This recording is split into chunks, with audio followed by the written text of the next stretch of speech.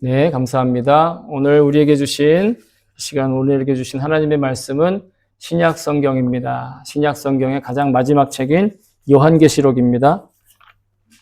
신약 성경 요한계시록 제3장 14절에서 22절까지 말씀입니다. 우리 가진 성경, 신약 성경 가장 마지막 책 요한계시록 3장 14절에서 22절까지 말씀. 찾으신 분들은 본인의 성경을 들고 자리에 일어서 주시기 바랍니다. 네, 됐나요? 자, 그러면 우리 같이 말씀을 받들어 읽겠습니다. 시작. 라오디게아 교회의 심부름꾼에게 이렇게 써보내라. 아멘이신 분이요 신실하시고 참되신 증인이시요 하나님의 창조의 처음이신 분이 말씀하신다. 나는 내 행위를 안다. 너는 차지도 않고 뜨겁지도 않다. 내가 차든지 뜨겁든지 하면 좋겠다. 내가 이렇게 미지근하여 뜨겁지도 않고 차지도 않으니 나는 너를 내 입에서 뱉어버리겠다. 너는 풍족하여 부족한 것이 조금도 없다고 하지만 실상 너는 내가 비참하고 불쌍하고 가난하고 눈이 멀고 벌거벗은 것을 알지 못한다. 그러므로 나는 네게 권한다. 네가 부유하게 되려거든 불에 정련한 금을 내게서 사고 내 벌거벗은 수치를 가려서 드러내지 않으려거든 흰 옷을 사서 입고 내 눈이 밝아지려거든 안약을 사서 눈에 발라라. 나는 내가 사랑하는 사람은 누구든지 책망도 하고 징계도 한다. 그러므로 너는 열심을 내어 노력하고 회개하여라. 보아라, 내가 문 밖에 서서 문을 두드리고 있다. 누구든지 내 음성을 듣고 문을 열면 나는 그에게로 들어가서 그와 함께 먹고 그는 나와 함께 먹을 것이다. 이기는 사람은 내가 이긴 뒤에 내 아버지와 함께 아버지의 보좌에 앉은 것과 같이 나와 함께 내 보좌에 앉게 하여 주겠다. 귀가 있는 사람은 성령이 교회들에 하시는 말씀을 들어라. 아멘. 주의 말씀입니다. 네, 모두 자리에 앉아주시기 바랍니다. 예, 오늘 설교를 위해서 제가 잠깐 기도하겠습니다. 참 좋으신 하나님 감사합니다. 오늘도 놀랍고 귀하고 복된 말씀을 우리에게 주셔서 고백하게 하시고 주의 말씀을 듣고 또 주님이 주시는 감동을 순종할 수 있도록 기회를 주심을 감사드립니다. 오늘 이 시간 성령님께서 친히 말씀하실 때 한 사람 한 사람 주님의 마음을 갖게 하시고 또 주님의 말씀에 마음과 귀가 활짝 열리게 하시고 또 무엇보다 주님께 가까이 가고자 하는 일에 장애물이 없도록 주님 도와주시옵소서. 감사드리며 예수님의 이름으로 기도합니다. 아멘. 할렐루야. 아멘. 감사합니다.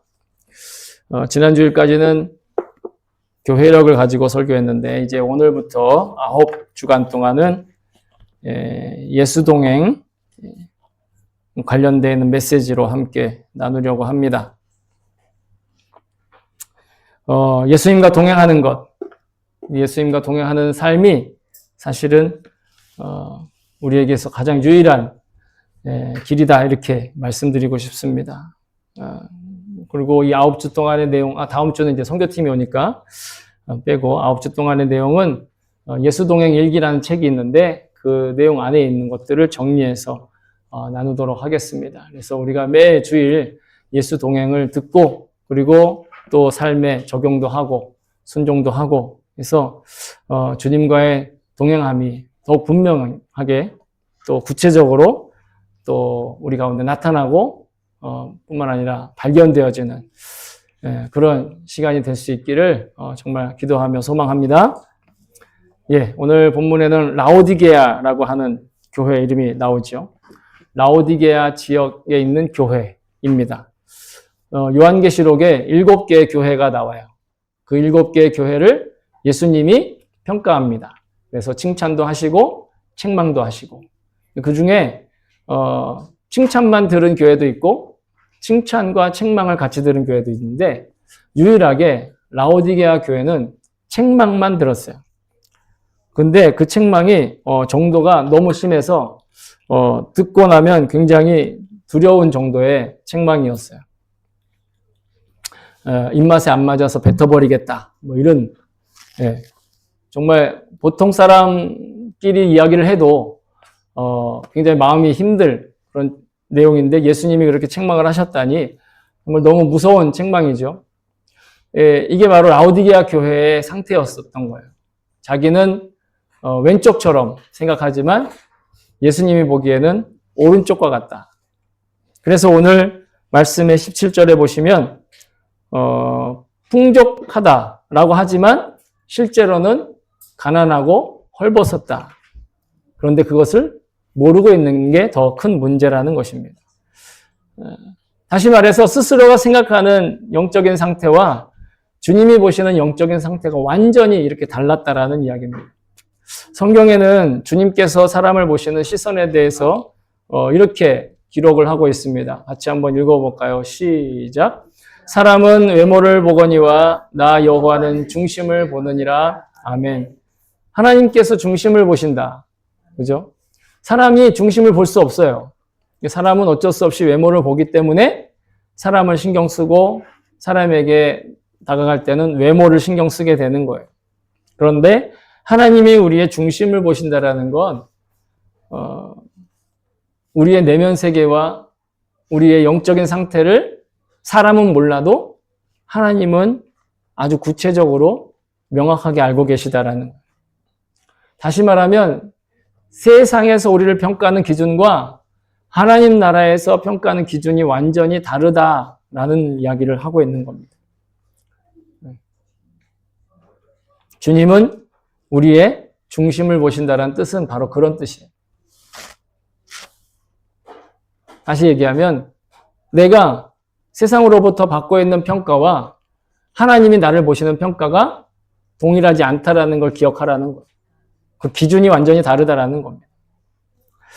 성경 곳곳에서 이렇게 하나님은 우리의 중심을 보신다. 외적인 것들로 판단하지 않으신다. 하는 말씀을 하고 있습니다. 그리고 베드로는 그렇기 때문에 종말론적인 신앙을 가진, 다시 말해 종말에 대한 인식을 갖고 사는 성도들에게 이렇게 경고 아닌 권면을 하고 있습니다. 이건 경고가 아니라 권면인데요. 같이 읽어볼까요? 시작. 너희의 단장은 머리를 꾸미고 금을 차고 아름다운 옷을 입는 외모로 하지 말고 오직 마음에 숨은 사람을 온유하고 안정한 심령에 썩지 않을 것으로 하라. 이는 하나님 앞에 값진 것이니라. 아멘. 사람에게 찾아갈 때는 겉 외모를 꾸며야 돼요. 사람은 외모를 보니까. 그런데 하나님께 나아가기 위해서는 겉 외모를 꾸미는 것이 아니라 그것이 중심이 아니라 하나님께 대해 내면 세계를 가꿔야 된다는 것입니다. 그러니 내가 성도라고 한다면 그냥 일반적인 사람이면 모르겠으나 성도라고 한다면 자신의 내면 세계가 가장 먼저 관리의 대상이 되어야 된다. 그리고 나서 외적으로 꾸미든 말든 그건 자유죠. 그것이 우리에게 있어서 정말 중요한 일이다. 내면을 먼저 꾸미는 것. 요한계시록은요, 여러분, 사람들이 오해하듯이 무서운 책이 아니에요. 실은 예수 믿는 것 때문에 박해받고 고난당하고 그리고 살 소망을 잃어버린 사람들에게 복음적인 책이에요. 하나님이 알고 계시니 힘내라는 책이에요. 모든 기독교인들에게 소망을 갖게 하는 책이고 그때 당시만이 아니라 전 세대를 통해서, 그러니까 그때부터 지금까지, 그리고 앞으로도 계속될 주님 다시 오시는 그날까지 모든 그리스도인들을 종말론적인 신앙으로 살게 하도록 일깨우는 편지가 바로 요한계시록이에요. 우리에게 하루에 하루만큼의 삶이 주어지는데 이 하루라는 날이 자기 인생의 나머지 인생, 자기의 지금까지 나머지 인생의 첫날이죠. 그죠? 내가 살아갈 날의 첫날이에요, 오늘. 그런데 동시에 지금까지 내가 살아왔던 날의 마지막 날입니다. 첫날임과 동시에 마지막 날이다라는 것. 이걸 잊지 않고 살아가는 것. 내가 오늘 마지막 날이 될 수 있잖아요. 그죠? 그러면 내가 내일이 보장되어 있으면 오늘이 그 첫날이잖아요. 이게 바로 종말론적인 신앙이에요. 이러한 긴박함 속에 살 때 우리에게 정말 중요한 것, 그것이 바로 나의 내면 세계, 나의 영적인 상태, 먼저 관리해야 한다는 거예요. 그러니 이런 종말론적인 상황에서는 자신의 외적인 형편이나 현실적인 조건에 에너지를 쏟는 그것에 힘을 기울이는 시간을 줄이고 영적인 형편에 관심을 기울이는데 시간을 늘려야 하는 것. 이게 베드로의 권면이다라는 거예요. 베드로가 말하는 게 바로 그런 거예요. 금으로 치장하고 외모를 꾸미는 것을 죄악시하는 것이 아니라 그 시간과 그 에너지를 쏟을 때 내면을 먼저 간수하라는 거예요. 그 나머지 것들은 그렇게 하나님 보시기에 종말론적인 삶을 살 때 그렇게 크게 우리에게 중요하지 않다라는 것이죠. 왜냐? 왜 우리는 그럼 겉은 꾸미기보다 속을 꾸미고 내면 세계를 잘 관리해야 하는가? 그건 사도 바울이 말하듯이 우리의 내면 세계가 예수님이 거하시는 거처이기 때문에 그렇다는. 바울은 고린도의 성도들에게 이렇게 말했습니다. 같이 읽어볼까요? 시작. 너희 몸은 너희가 하나님께로부터 받은 바 너희 가운데 계신 성령의 전인 줄을 알지 못하느냐? 너희는 너희 자신의 것이 아니라, 우리는 우리의 것이 아니라 하나님의 것이고 예수님의 것이. 여러분, 성령님은 예수님의 영이에요. 예수님의 영을 성령님이라고 부르는 거예요. 그러니까 곧 성령님은 예수님이라고 해도 과언이 아니에요. 그래서 성부하신 하나님, 성령의 하나님, 성자이신 예수님, 이분들이 다 한 분이세요. 그래서 오늘 우리가 삼위일체주의를 지키는데 그 삼위일체가 바로 하나님과 예수님과 성령님이 한 분이라는 거예요. 이걸 가지고 사람들이 이해를 하려고 노력하는데 그건 이해의 영역이 아니에요. 주님 앞에 가면 그냥 다 이해가 돼요. 중요한 건 지금 우리가 그 삼위일체 하나님을 믿고 그 삼위일체 하나님 중에 한 분이신 성령님이 지금 어디에? 내 안에 와 계신다라는 것. 예수님의 영이신 성령이 내 안에 와 계심을 믿고 따르는 것. 이게 중요하다라는 거죠. 그래서 내 마음과 나의 내면 세계, 즉 하나님께서 나의 중심을 보시는 그 중심이 바로 성령님과 예수님이 지금 함께 살아계시는 성령의 전이다. 그래서 우리를 성전이라고 부르는 거예요. 이 예배당만 성전이 아니라 우리가 성전이에요. 우리가 성전이 되어야 이 예배당도 성전으로 부를 수 있는 거예요. 우리가 성전이 아니면 이 예배당은 성전처럼 꾸며놔도 그건 아무것도 아닌 거예요. 그냥 건물이에요. 그죠? 여러분 결혼식 하는 채플에 가보세요. 아무도 안 믿는 사람들이 그곳에 앉아있으면 성전처럼 꾸며놔도 그건 성전이에요? 성전이 아니에요? 그건 성전이 아니에요.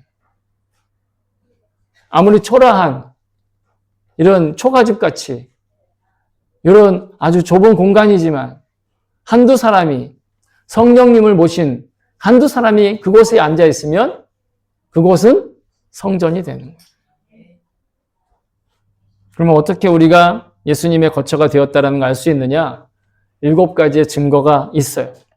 그것을 구체적으로 배울 수 있는 건 당신은 행복하십니까? 라는 10주 공부를 하면 돼요. 공부하고 싶으신 분들은 꼭 얘기하세요. 우리 안에 7가지 증거가 있는데 여러분 정리를 해봤습니다. 제가 그린 건 아니에요. 저의 AI 비서가 그려줬어요. 저한테는 AI 비서가 3명이 있어요. 네. GPT라는 친구하고 제미나이라는 친구하고 클로드라는 친구가 있는데 그려줬어요.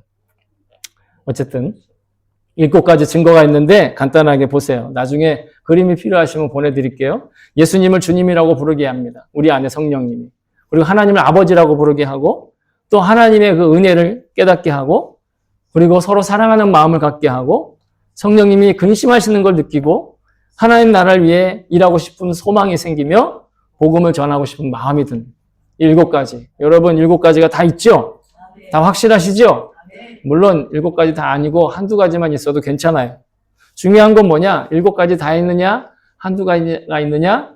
중요한 건 성령님이 우리 안에서 이러한 여러 가지 모습들로 자신의 존재감을 나타내고 계신다라는 거예요.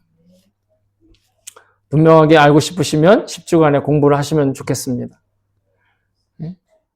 우리가 그 건강진단 가면, 그죠? 건강진단 하러 가면 렌트겐도 찍고, CT도 찍고, 뭐 어느 경우에는 MRI도 찍고, 이게 제가 순서가 맞죠? 그죠? MRI, CT 반대 아니죠? 예. CT가 먼저고 MRI가 나중 맞죠? 어쨌든 간에 왜 그렇게 합니까? 우리 자기가 직접 그걸 열어볼 수 없고 갈라볼 수 없으니까 사진을 찍어서 확인하는 거예요. 우리가 직접 우리의 몸을 다 갈라봐야만 어떤 몸이 문제가 있고 어떤 몸에 그런 나쁜 것이 있는지를 알 수가 꼭 하지 않아도 그 검사를 통해서 알 수 있는 것처럼 우리도 우리의 영적인 상태를 실제로 우리의 영혼을 끄집어내서 보지 않아도 알 수 있는 방법이 있는데 그게 바로 말씀을 배우는 거예요. 말씀으로 나를 점검하는 거예요. 사람들은 외면만 볼 수 있기 때문에 외적인 부분들만 점검하지만 그래서 그것들에 많은 에너지를 쓰지만 우리는 우리의 내면 세계, 말씀을 통해서 우리의 내면 세계를 잘 가꿔야 한다. 그리고 우리에게 주어진 시간들이란 우리 인생 자체입니다. 그래서 우리가 외적인 것들을 관리하는데 우리의 시간을 많이 쓰고 있다 그러면 내 인생은 그냥 외적인데 몰두해 있는 인생이 되는 거예요.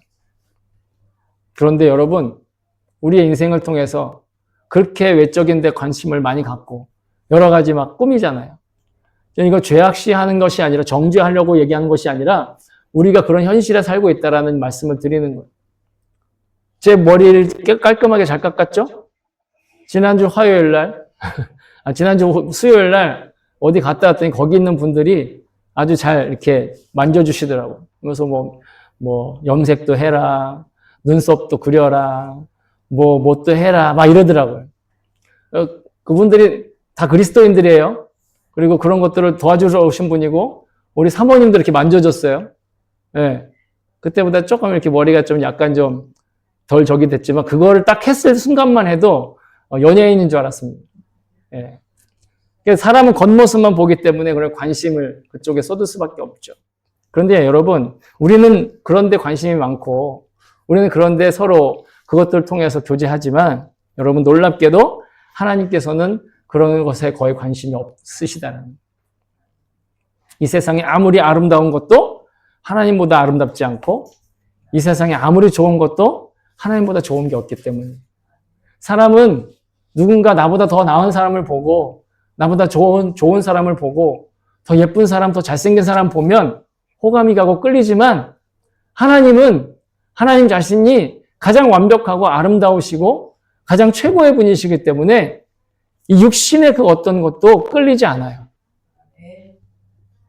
다만 하나님께서 관심이 있으신 건 우리의 삶이 거룩하게 살아가는, 우리의 삶이 하나님의 성품을 닮아가는, 우리가 정말 벌거벗지 않고 깨끗한 세마포 옷을 입고 살아가는 것. 여러분 18절에 보시면, 오늘 3장 18절에 보시면 부유하게 되기 위해서 정련된 금을 사고 흰옷을 사서 입고 안약을 사서 눈에 발라라 하고 이렇게 말씀을 하시거든요. 이게 우리의 내면 세계를 지키는 세 가지 기본의 틀이죠. 잠언 17장 3절에 보면 단련된 금, 즉 정련된 금은요, 인내와 연단을 의미한다고 그래요. 인내하고 연단하는 것. 즉 다시 말하면 하나님의 말씀으로 인내와 연단을 이루는 것, 그게 순금과 같은 거라는 거죠. 그 금으로 흰옷을 사서 입어요. 처음에 우리에게 흰옷은 하나님께서, 예수님께서 거저 주셨지만 그걸 더럽히고 관리를 못하면 그 금으로, 즉 인내와 연단으로 훈련된 그 금으로 그 흰옷을 사야 돼요. 그 흰옷을 입지 않으면 천국 백성으로 인정받지 못하는 거예요. 잔치자리에서 쫓겨나는 거예요. 그러면 흰옷은 뭘까요? 흰옷은 바로 경건한 삶이다, 이렇게 얘기합니다. 요한계시록 19장 8절에 이렇게 기록되어 있거든요. 같이 읽어볼까요? 시작. 그에게 빛나고 깨끗한 세마포 옷을 입히도록 허락하셨으니 이 세마포 옷은 성도들의 옳은 행실로다 하더라. 아멘. 이 깨끗한 흰옷 세마포 옷이 뭐라고요? 성도들의 옳은 행실. 그 올바른 행실이 깨끗한 옷으로 나에게 입혀주셨는데 그거를 더럽히면 결국은 인내와 연단과 훈련으로 그걸 사야 된다라는 거. 또 안약을 사서 눈을 발라서 눈을 밝게 하라, 눈을 열어라 이런 말씀이 있는데 이것은 바로 영안을 이야기하는 영적인 안목, 영적인 시선. 여러분 어떤 사람들이 영안이 뜨였다고 하면서 나는 귀신을 본다, 나는 더러운 것들을 본다 그러는데 그건 영안이 뜨인 게 아니에요. 영안이 뜨였다라는 건 하나님께서 하시는 일을 발견할 수 있는 게 그게 영적인 안목이에요. 하나님께서 하시는 일을 보는 게 영안이에요. 왜? 예수님이 이렇게 말씀하셨거든요. 같이 읽어볼까요? 시작. 눈은 몸의 등불이니 그러므로 내 눈이 성하면 온몸이 밝을 것이요. 아멘. 눈이 몸의 등불이다. 우리의 눈은 각자의 영적인 등불이에요. 우리의 눈으로 보는 것으로 우리의 영적인 상태가 결정되는 거예요. 그래서 만약에 말씀의 빛이 우리 눈 안에 계속 들어오고 말씀의 빛으로 내 눈을 채우면 그럼 우리는 영적인 눈으로 열려지는 거예요. 근데 그렇지 않고 여러분 세상 사람들이 보는 대로 세상 사람들이 보는 것만 같이 보잖아요. 그럼 우리는 육적인 눈이 되는 거예요. 그냥 육적인 눈으로 사는 거예요. 그러나 말씀을 계속 읽고 말씀으로 내 눈을 밝게 하고 말씀으로 내 눈을 채우면 그러면 세상을 보더라도 하나님이 하시는 일을 발견할 수 있게 되는 거예요. 그게 영안이 열리는 거예요. 그러니 18절의 핵심은 뭐냐? 복음을 믿는 믿음 생활의 기본을 회복하라는 말씀인데 복음을 통해 인내를 배우고 복음을 통해 경건을 배우고 복음을 통해 우리는 영안이 열려진다라는 거예요. 우리의 유일한 희망은 복음밖에 없다라는 거예요.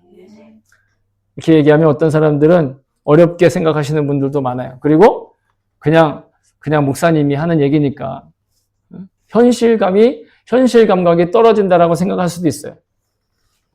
그렇게 살아보지 않았으니까. 그리고 복음을 믿으면 그냥 복을 받는다더니 뭐 율법을 지키라고 하냐, 계명을 말하느냐, 뭐 이렇게 도전하는 사람들이 있을 수 있어요. 그러면서 기독교도 다른 종교랑 다를 바가 없구나. 네? 그냥 열심히 착하게 살면 되는 거지. 이렇게 오해를 하는데 여러분 만약에 그렇게 생각하고 연단 없이 말씀으로 자신을 관리하지 않으면 우리는 또다시 다람쥐 쳇바퀴 도는 것처럼 어리석음의 굴레에서 벗어날 수 없이 계속 그 안에 도는 거예요. 여러분 예수님을 믿는 저와 여러분은요. 이미 우리 안에 살아계신 그 예수님과 동행하는 기적 안에 살고 있음을 여러분 기억하시기 바랍니다. 그걸 기억하며 살아야 돼요. 그렇지 않으면 세상에 규정되어 있는 일반적인 기준으로 나를 보게 되고 그것으로서 나를 판단하게 되고 그것으로서 나의 가치를 헤아리게 된다는. 우리는 이제 복을 받아야 할 사람이 아니라 이미 받은 복을 지켜야 할 사람이에요. 이미 우리는 놀라운 복을 받았어요. 어떤 복을 받았느냐? 예수님으로부터 구원받은 복을 받았어요. 예수님께로부터 구원받은 복이 최고의 복이에요. 그리고 그 복을 지키는 삶을 우리는 경건한 삶이라 그러는 거예요. 예수님을 믿으니까 거짓말하지 않아요. 예수님을 믿으니까 더러운 짓 하지 않아요. 예수님을 믿으니까 세상의 기준으로 나를 평가하지 않아요. 예수님을 믿었기 때문에 늘 경건하고 거룩한 삶을 살고자 내 마음을 활짝 연다라는 거예요. 우리 안에 예수님이 오셨다는 건 어떤 의미가 있는가? 이게 바로 오늘 말씀의 핵심이라고 할 수 있는데요. 20절에 나와 있거든요. 20절에 보시면 예수님께서 우리 안에 찾아오셔서 우리와 함께 먹고 마신다. 다시 말하면 예수님께서 우리의 일상생활에 모두 동참하고 계신다. 지금 예수님이 여러분 보세요. 문 앞에 문이 너무 귀엽게 생겼죠? 내가 저런 집이에요. 영적으로 저렇게 귀여운 집. 근데 예수님이 저렇게 와서 두드리고 계시는 거예요. 두드리면서 뭐라고 하시느냐? 그 안에 들어가서 나와 더불어 먹고 나와 더불어 마시자. 그래서 바울이 이렇게 얘기하는 겁니다. 같이 읽어볼까요? 시작. 그런즉 너희가 먹든지 마시든지 무엇을 하든지 다 하나님의 영광을 위하여 하라. 아멘. 뭘 하든지 하나님의 영광을 위하는, 하나님께 영광이 되는. 그러면 어떤 사람들은, 세상 사람들이 이렇게 얘기합니다. 이거 너무 심하다. 어떻게 먹을 때마다, 마실 때마다 그렇게 할 수 있느냐? 아, 먹을 땐 좀 편하게 먹자. 마실 땐 좀 아무 근심 없이 좀 마시면 안 되냐? 이렇게 볼멘 소리를 하고 불평을 합니다. 하지만 여러분, 이 말씀에 순종을 할 때 이것이 우리에게 능력이 되는 것을 믿습니다. 영적인 훈련이 우리의 영적인 근육을 키워가요. 그리고 하나님께서 그렇게 관심을 갖고 계시는 그 우리의 내면을 강하게 지켜주는. 하나님은요, 우리가 어떻게 생겼든지 상관하지 않으세요. 하나님은 우리가 어떻게 망가지든 어떻게 예뻐지든 조금도 미동도 않으세요.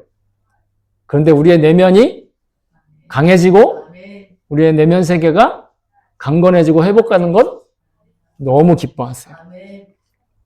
예수님이 십자가에 죽으셨잖아요. 왜? 우리의 죄를 속죄하시기 위해서. 그리고 죽음으로 끝난 게 아니라 부활하셨고 우리와 함께 계시기 위해 성령을 우리에게 보내셨어요.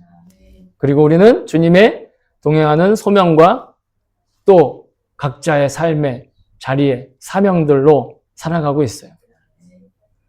우리를 대신해서 속죄해 주시고 임재하시는 건 우리의 소명과 사명과 아주 밀접한 관계가 있는데 제가 지난주에도 그런 말씀드렸죠. 우리의 유일한 소명은 뭐다? 거룩하게 살아가는. 사명은 다 달라요. 하나님께로부터 맡겨진 일상생활의 모습은 다 다른데 그 다 다른 모습으로 다 다른 재능으로 유일하게 하나님의 그 부르심에 응답하는 건 뭐냐? 거룩한 삶이라는 것. 거룩한 존재가 되는 것. 하나님의 우리에 대한 유일한 아주 지대한 관심사는 우리가 거룩한 삶으로 살아가고 있느냐예요. 왜?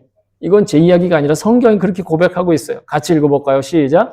나는 너희의 하나님이 되려고 너희를 애굽 땅에서 인도하여 여호와라. 내가 거룩하니 너희도 거룩할지어다. 아멘. 이게 하나님의 관심사라고. 우리의 관심사는 그죠? 우리의 약점이 돼요. 그런데 하나님의 관심사는 우리의 약점이 아니라 우리의 능력이 된다라는 거예요. 거룩한 삶을 살아갈 때 일상생활에서 능력 있는 삶을 비로소 살 수 있는 거예요. 거룩한 삶을 살아갈 때 눈썹 문신 안 해도 되고, 예? 여기다가 뭐 이렇게 색깔 안 넣어도 되고, 괜찮아요. 물론, 눈썹 문신 하지 말라는 것도 아니고, 얼굴에 색깔 넣지 말라는 얘기는 더더욱 아니니까 자유롭게 하세요. 다만, 우리의 초점이 어디에 있느냐라는 거예요. 거룩한 삶이 있느냐. 우리의 거룩함은 종교 생활에서만 나타나는 것이 아니라 그저 평범한 모든 일상생활 가운데서 드러나고 나타나는 것인 줄 믿습니다. 그러니 우리의 예배는 바로 예수님께서 허락하신 식사 시간과 매우 밀접한 관계가 있는 거예요. 일상생활, 대표적으로 밥 먹고, 그죠? 그래서 왜 주부님들은 그러잖아요. 아침 먹고 돌아서면 점심, 점심 먹고 돌아서면 저녁, 저녁 먹고 돌아서면 잠자고, 일어나면 또 아침. 여러분, 그게 지겨운 게 아니라, 물론 제가 이렇게 얘기하면 목사님은 주부가 아니니까 이렇게 얘기하실지 모르겠지만 어쨌든 하나님께서 저를 통해 여러분들을 위로하시고 격려하시며 말씀하시는 건 그게 바로 하나님 나라의 일이라고 말씀하시는 거예요. 티나지 않고 힘들고 그리고 아무도 알아주지 않는 너무도 평범한 밥 먹고 마시고 일상을 살아가는 것, 이게 바로 예수님께서 하신 일이라는 거예요. 왠지 아세요? 성경을 가만히 진지하게 읽어보세요. 하나님은 이스라엘 백성들을 매일 만나로 먹이셨어요. 예수님은 제자들과 함께 늘 밥 먹고 그리고 서로 이 식사하고 그런 일에 에너지를 많이 쏟으셨어요. 물론 귀신도 쫓아내시고 병자도 고치시고 말씀도 가르치시고 했지만 그 후에는 반드시 예수님이 사람들을 먹이시고 식사의 자리로 초대하셨어요. 5,000명도 먹여주시고 7,000명도 먹여주셨어요. 심지어 예수님을 만난 삭개오는 그 식사를 예수님을 만나고 나서 자기 집에 초대해서 많은 사람들을 식사를 대접하고 그 식사 대접하는 자리에서 얘기하잖아요. 내 절반을 떼어서 가난한 사람들한테 주고 지금까지 내가 사람들 뒤통수 쳐서 벌은 돈 그거 3배, 4배로 갚겠다고. 식사 자리에서 일어난 일이에요. 근데 예수님의 식사 자리를 제일 싫어했던 사람들이 있어요. 바로 서기관들과 바리새인들. 그러면서 예수님의 병명이 뭐냐? 저 죄인하고 먹고 마시는 먹보다 주정꾼이다. 예수님이 그랬다는 게 아니라 그들이 보기엔 예수님이 그런 사람으로 보였다라는 거예요. 살아 계실 때만이 아니라 부활하신 뒤에도 베드로를 찾아가서 뭘 하셨습니까? 생선을 굽고 떡을 구워놓고 기다리고 계셨다. 3번 물으실 때 내가 나를 사랑하냐 할 때 그 자리에 예수님 생선 굽고 계셨다는 거예요. 물론 저는 그렇게 생선을 구울 수 있는 존재가 아니라 요리는 못하지만 어쨌든 간에 그래서 저는 제가 요리를 한 대신 우리 성도님들한테 부탁드려서 예배 마치면 바로 가지 마시고 식사하시라고. 식사 꼭 하시고 가시라고. 여러분 이게 바로 단지 일주일에 한 번 만나서 얼굴 보며 밥 먹읍시다 하는 그런 뜻이 아니라 영적인 활동이기 때문에 그래요. 물론 교회가 밥 먹으러 오는 데는 아닙니다. 하지만 어떤 메뉴를 먹는가 때문에 교회를 정하는 그런 것은 아니지만 그러나 반드시 식사교제를 통해 우리 일상을 통해 예수님과 동행하는 그런 삶을 살아가는 것이죠. 분명한 건 주님께서 우리와 함께 식사하는 그 자리를 중요하게 여기셨다. 예수님 보세요. 지금 식사하자고 저 문에서 기다리고 계시잖아요. 문 두드리며 기다리고 계시잖아요. 오늘도 주님께서 문을 두드리는 소식을 듣고 문을 열면 그 안에서 주님과 함께 먹고 마시며 식사하실 걸 기대하고 계십니다.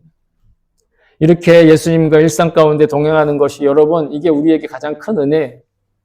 우리가 예수 믿고 이것도 되고 저것도 되고 이런 일도 잘 되고 저런 기도도 들어지는 것도 참 중요하지만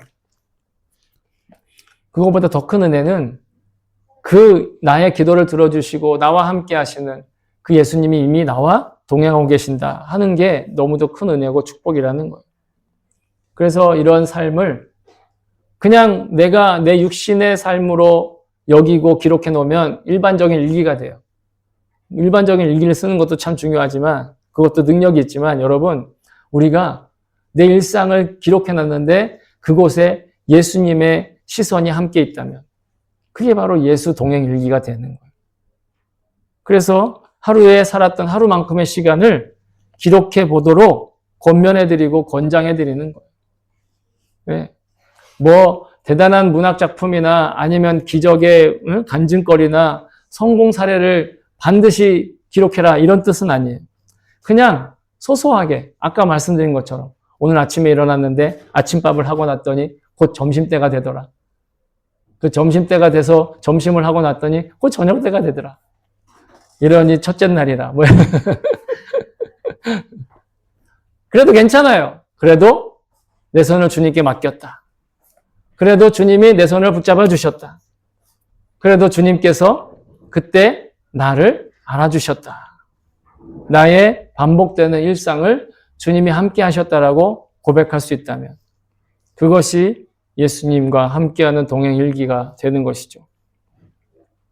내가 뭔가를 기도하고 뭔가를 기도해서 응답을 받고 그 기억들은요, 그 생각은 결국은 시간이 지나면 지치고 그 생각도 식어져 버리는 거예요. 그러나 예수님께서 매일 아침에 주시는 기도의 제목으로 매일 아침 주시는 그 말씀에 그 하루를 비춰보고 그 말씀대로 내가 살았는지를 생각해 보면 그럼 반드시 예수님께서 나에게 어떤 삶의 열매를 맺고 계시는가를 확인할 수 있어요. 제가 베란다에 식물들을 키우고 있는데 만약에 그 아이들을 매일매일 사진을 찍어놓고 보잖아요. 그러면 그 성장이 어떻게 되는지를 확인할 수 있어요. 제가 지금 그렇게 하고 있다는 뜻이 아니라 항상 그렇게 하고 싶지만 그렇게 못해요. 그래서 어느 날 베란다에 나가면 어느새 모르게 잎이 나 있고 어느새 모르게 줄기가 나 있고 그래. 우리의 삶도 마찬가지예요. 그러니 작고 사소한 기록이라 할지라도 주님과 함께 그 일상을 바라보는 시선으로 기록해 놓고 남겨 놓으면 그것이 바로 내가 자라나는 역사가 되고 간증이 되고 그리고 그 삶에 열매가 맺혀지는 시간들이 쌓여지는 거룩한 삶이라는 소명을 완성해가는 그 과정의 기록들이 되고 역사가 되는 것인 줄로 믿습니다. 19절에 보면 라오디게아 교회의 성도들에게 열심을 내라 이렇게 얘기하죠. 근데 여기서 말하는 열심이란 여러분 그냥 열정적으로 뭔가 아주 뜨겁게 이렇게 하는 활동을 이야기하는 것이 아니라 끝까지 신실하지 않고 포기하지 않고 그 자리를 지키는 것, 이게 열심이에요. 뭐 감정적으로 뜨거워졌다 갑자기 확 식어버리는 그런 것이 아니라 매일매일 정말 식물이 자라나고 꽃이 자라나고 나무가 자라나는 것처럼 일상을 살아가는 그 끈기가 바로 열심이라는 것이죠. 그것이 우리에게 열심이에요. 그 열심이 있는 사람들이 열매 맺는 삶을 살아가는 것이죠. 사랑하는 성도 여러분, 거듭난 그리스도인들은 특별한 듯 특별하지 않은 정말 특별한 사람인 줄로 믿습니다. 세속적인 형편에 갇혀 살고 있지만 그 안에 예수님이 지금 함께 살고 계시기 때문입니다. 아침에 일어나서 저녁에 잠자리에 들기까지 모든 일상에 주님께서 지금 우리와 함께 계시는 것을 믿습니다. 우리는 이미 주님과 함께 식사하고 있고 주님과 함께 일하고 있고 주님과 함께 공부하고 있습니다. 지금 우리가 걷고 있는 일본의 하치오지 거리를 예수님께서 함께 걷고 계십니다. 물론 누군가는 분명하게 뜨겁게 주님의 임재를 체감할 수도 있고 실감할 수도 있죠. 그러나 어떤 이들은 전혀 무감각하게 차지도 뜨겁지도 않은 그런 미지근한 삶을 살아갑니다. 그런데 바라기는 우리 모두가 다 모든 일상 가운데서 주님을 바라보며 예수 동행의 축복을 차고 넘치는 그런 풍족히 누리실 수 있기를 다시 한번 주님의 이름으로 축복합니다. 아멘. 아멘.